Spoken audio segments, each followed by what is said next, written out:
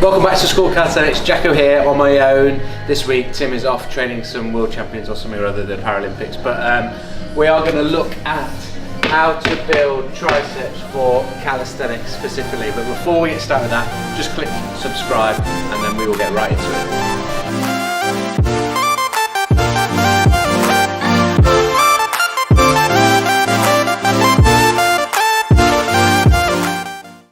So when we're talking about tricep, we're talking about this muscle at the back of the arm here, and we often think about it as being an extender of the elbow, or straightening of the arm.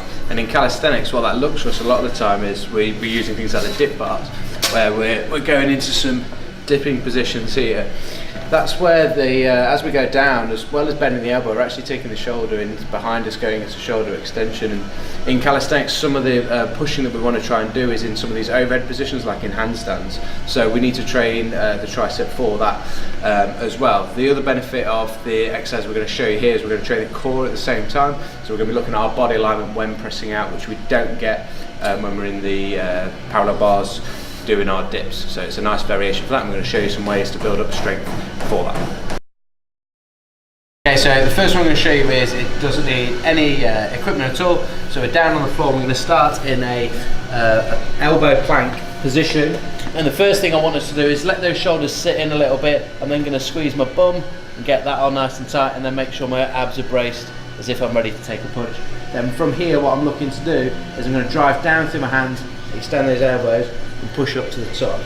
What we don't want to do is either lead with the bum and push up here to make it, your body finding a way to make it easier, or break in the middle here as I push up. So I've got to make sure as I push with my hands, I'm keeping my bum on and my abs nice and tight, so everything moves up together, my body's staying in that nice straight line as I'm pushing up.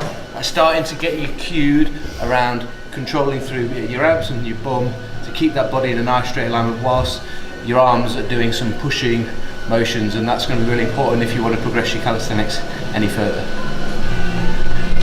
If you're finding that difficult from a strength point of view, then what we can do is we can just shorten down the lever that we're working from. So rather than pivoting from the feet, we're going to go down to the knees. But the same principles apply. I'm going to make sure my bum is on and my core is on, the shoulders are sunk in nice, so that when I press up, everything stays nice and straight in terms of that trunk body alignment. Okay, so the second exercise we're going to show you is going to develop on from that, and we're going to use the rings, and the rings are going to allow us to go a little bit deeper in terms of our range. So rather than being restricted by the height of the floor, we're going to be able to drop ourselves underneath and get a little bit further and drive back out. Now, a couple of things to note is with the rings, what's great about them is I can make this easier by standing further up and coming in and driving back out.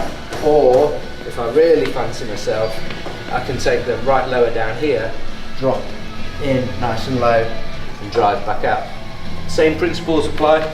Must make sure you've got that bum on nice and tight, core on nice and tight. Those two things locking that body in position whilst you drop down further and press back out.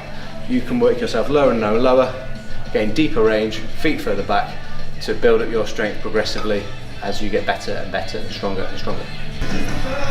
So we can make all those weightlifting squat guys unhappy again by utilising the squat rack for this one. But what we're going to use is the bar set up. It's similar to with the rings, yet just because we're using the rings allows a little bit of instability, so we're adding a little bit of stability by using the bar.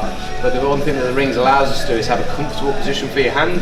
If you're tight in the shoulder, elbow, and then your wrist, then this is going to feel a little bit harder for you, so something to build up towards. But the same way with the rings, we can adjust the height to make the exercise easier or harder for yourself. If I start with the bar higher up, that's like having your feet further forward on the ring. So if I start the bar high up here, hands shoulder width apart, walk back so I'm in a nice straight body alignment, and then drop underneath, press back up. If I want to make it harder, I can walk myself in a little bit so I can start to drive those elbows even further underneath the bar.